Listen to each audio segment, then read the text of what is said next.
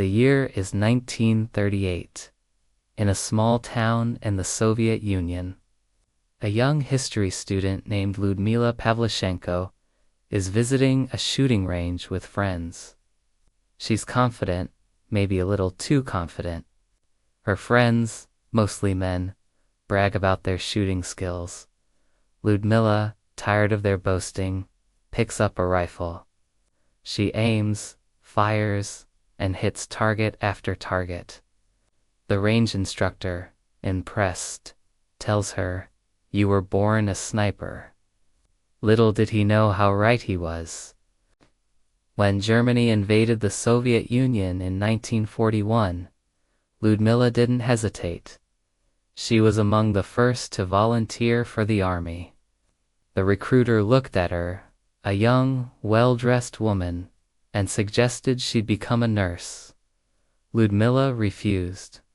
She wanted to fight. She pulled out her sharpshooter certificate and the medals she had won in shooting competitions. Skeptical but intrigued, they decided to give her a chance, an audition. They handed her a rifle and pointed to two Romanians working for the Germans, far in the distance. They were collaborators. "Take them down," they ordered.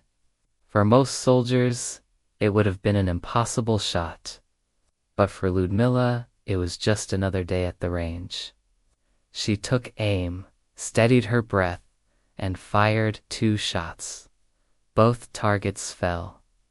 There was no more talk of her becoming a nurse. Lyudmila Pavlichenko was officially in the army. They issued her a Mosin-Nagant rifle, a standard infantry weapon, but without a scope. For a sniper, that's like asking a surgeon to operate with a butter knife. Yet Lyudmila made do. Her early days were a brutal introduction to the realities of war. She was deployed to the front lines during the siege of Odessa. The battlefield was a terrifying place. Explosions shook the ground, bullets whizzed past her head. For a long time, she was too afraid to even lift her head, let alone her rifle.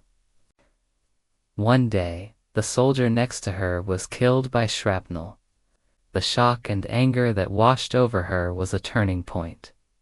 She later said, "The first time I killed, I was petrified. But then, nothing. I knew my job was to kill the enemy, and kill she did." In Odessa, she recorded 187 confirmed kills. She became a hunter, moving silently through the chaos, her eyes scanning for the enemy. Her patience was legendary. She could lie motionless for hours, sometimes even days, in the mud, snow, or rubble, waiting for the perfect moment. When Odessa fell, her unit was evacuated to Sevastopol in Crimea. This is where her legend would truly be forged. The fighting in Sevastopol was even more intense. It was here she was finally given a proper sniper rifle, a semi-automatic SVT-40 with a 3.5x scope. Now, she was even more lethal. She began to specialize in counter-sniping, the deadly game of hunting other snipers. It was the ultimate test of skill, patience, and nerve. One of her most famous duels was against a German sniper ace, sent specifically to eliminate her. The Germans knew about her. They called her Lady Death. For 3 days, they hunted each other. It was a silent, deadly chess match played across no man's land. Lyudmila and her spotter lay hidden in a carefully prepared position, scanning the German lines. The German sniper was just as cunning. He would set up decoys, firing from multiple positions to confuse his opponents. On the 3rd day, Lyudmila spotted a faint glimmer. It was the sun reflecting off an enemy scope. The German was hiding under a sheet of corrugated metal in front of a pillbox. He had been there the whole time, Watching, waiting, Ludmila knew she had only one chance. The slightest movement could give her away. She and her spotter lay perfectly still for hours, waiting for the German to make a mistake. Finally, he did. He shifted his position slightly, raising his head just enough for a clear shot. In that split second, Ludmila fired. The shot was perfect. She had taken down one of Germany's best. When they recovered his body, they found his logbook. He had over 400 kills. This was the level of enemy she was facing and defeating. Her tactics were brilliant. She didn't just rely on her incredible marksmanship. She used her knowledge of the terrain, her understanding of enemy psychology, and her unparalleled patience. She would set up multiple sniping positions, moving between them to avoid detection. She used decoys, like a mannequin dressed in a uniform, to draw enemy fire and reveal their positions. One time, she noticed a German sniper was working from a specific tree. She waited until sunset, when the light would be in his eyes, and took him out with a single shot. But the war took its toll. She was wounded 4 times. In June 1942, during the intense shelling of Sevastopol, she was hit by mortar shrapnel that struck her in the face. The injury was serious, and she was evacuated from the city by submarine just before it fell to the Germans. Her combat career was over, but her service was not. By this point, Ludmila Pavlichenko was a national hero. With a confirmed kill count of 309, including 36 enemy snipers. She was the most successful female sniper in history. The Soviet government decided she was too valuable to risk on the front lines again.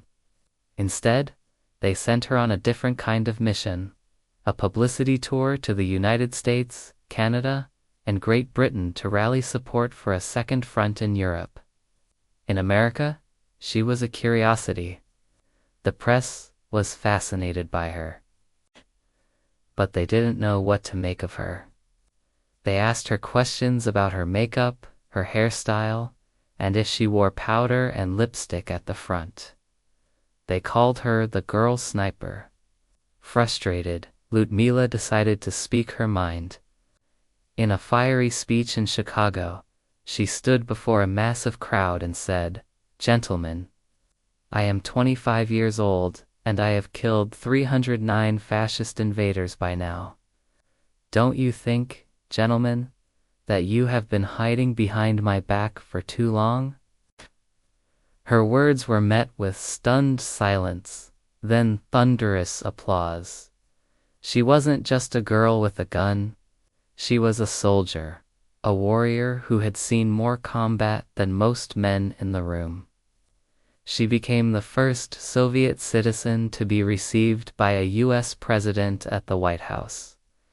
Eleanor Roosevelt, the First Lady, took a particular liking to her, and they toured the country together.